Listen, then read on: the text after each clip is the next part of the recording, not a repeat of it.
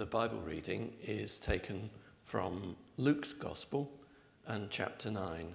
I'm beginning at verse 28. About 8 days after Jesus said this, he took Peter, John, and James with him and went up upon a mountain to pray. As he was praying, the appearance of his face changed, and his clothes became as bright as a flash of lightning. 2 men, Moses and Elijah, appeared in glorious splendor, talking with Jesus. They spoke about his departure, which he was about to bring to fulfillment at Jerusalem. Peter and his companions were very sleepy. But when they became fully awake, they saw his glory and the 2 men standing with him. As the men were leaving Jesus, Peter said to him, "Master, it's good for us to be here. Let us put up 3 shelters, one for you, one for Moses, one for Elijah." He didn't know what he was saying. While he was speaking, a cloud appeared and enveloped them. And they were afraid as they entered the cloud. A voice came from the cloud saying, "This is my son, whom I have chosen. Listen to him." When the voice had spoken, they found that Jesus was alone. The disciples kept this to themselves and told no one at the time what they had seen.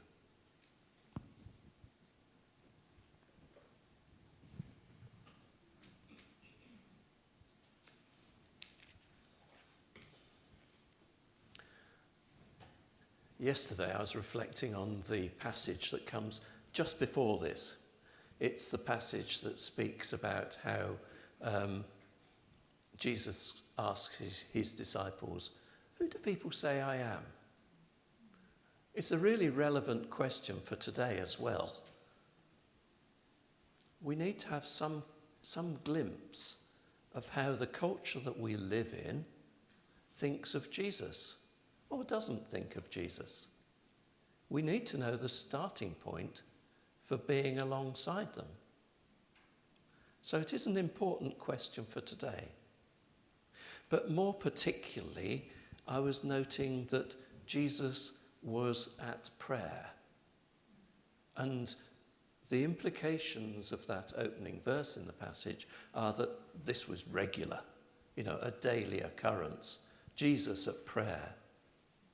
Part of the daily routine.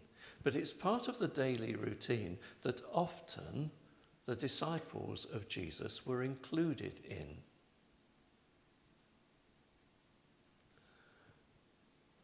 I have this suspicion that so much of Christian education, if you like, within anything from Sunday school through to theological education at colleges, is about learning about Jesus, becoming scholars of Jesus.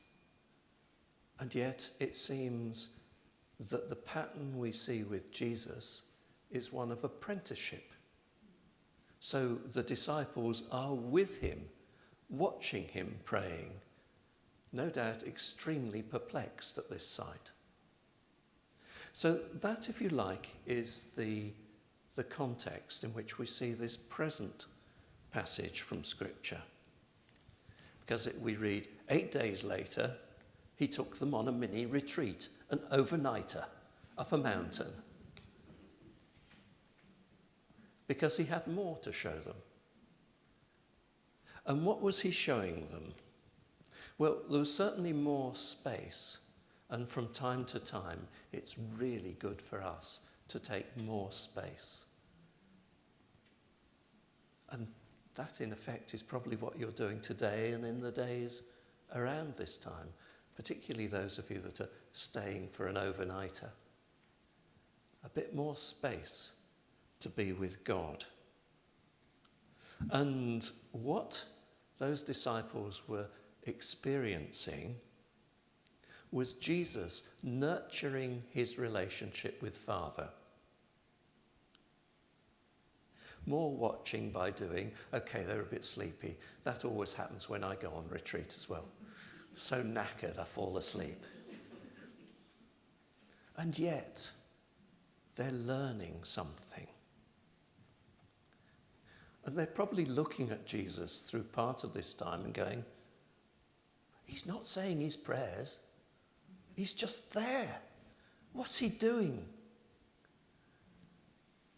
I think what he's doing is nurturing his relationship with Father. He's just there with Father. And that's something that's good enough for us as well. I don't actually believe that Jesus was there to receive instruction. You know, the number of times it says, and Jesus retired to a quiet place to be with Father. And yet, I don't think there's a sense of, and Father tells him, well, in 10 minutes' time, this is going to happen. And this afternoon, you better be ready for this. It's not like that. It's much more about not receiving instruction, but being prepared for life. You sit with Father and you're prepared for life. So that word of wisdom comes later in the day because you've spent time with Father, not because he's implanted that word for word, in your mind. And we see that spending time in Father's presence on this occasion resulted in all the glory of Father shining out through Jesus.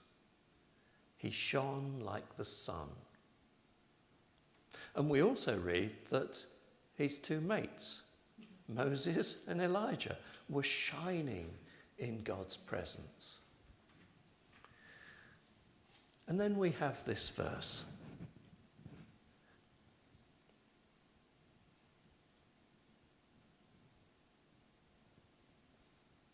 And we, who with unveiled faces all reflect the Lord's glory, are being transformed into his likeness with ever-increasing glory, which comes from the Lord, who is the Spirit. Wow, that's staggering, isn't it? And I don't think we take enough care of that verse. We don't place it as a high enough priority. I was reminded of that incident early in one of the Gospels, I think it might be John, where these Greeks come to Philip and say, we want to see Jesus. They didn't want to hear about him. They didn't want to have a theological treatise about Jesus. They wanted to meet Jesus. I got a feeling that that's just the same today. That people are not content with really clever explanations. They want to see Jesus. And they can see Jesus as we shine, albeit as pale reflections, with something of the glory of God. Now, this isn't a fanciful notion, it's here in Scripture, that this is what we are to do. Millions of lights of Christ shining through the world will have far more impact than the cleverness of the occasional Paul, who can speak wonders and such wisdom into a situation. Most of us can't do that. But we all can shine with the glory of God. And this comes from taking time, spending time to be in Father's presence. Or we can take the easy option and do another Bible study. I'm not diminishing Bible study. I'm not diminishing going to a Bible group. I'm not diminishing reading Christian books. They can be so helpful. But we can get so caught up with them that we don't spend time with Father. Years ago, I led a retreat over a weekend for a very lively church down in the south of England. And being a bit naughty, I asked them on the first evening, "So have you brought lots of books to read?" All the hands shot up. And I said, "Put them away. You're not here to do anything but meet with God. And if after this opening session you don't want to come to any other session but just want to spend time meeting with God, you have won." Not good for my ego, of course. But it's of primary importance to spend time in God's presence so that we shine with the glory of God in our world.